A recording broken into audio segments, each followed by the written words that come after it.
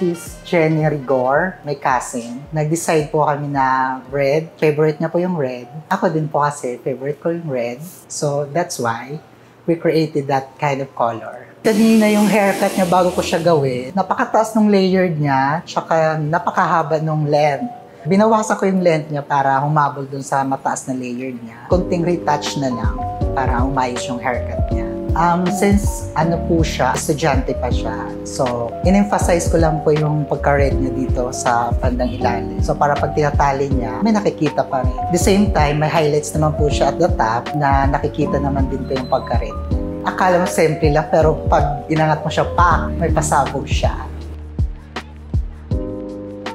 Siguro kasi pag red, alam naman natin pag red, nag-fade, pero hindi naman totally nawawala agad. So, mamimaintain niya rin naman yung color. So, sinuggest ko naman siya na gumamit siya ng mga shampoo for colored hair. Most especially yung mga sulfate-free na shampoo natin. Over the counter, marami tayo niyan dyan. Tsaka kung may time siya, pwede siya mag-visit dito sa atin for retouch.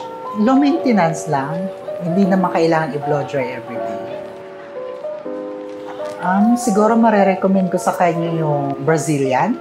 Kasi medyo frizzy na yung hair niya. Tsaka kailangan niya ng Brazilian para mag-tame down siya at the same time malambot tsaka shiny.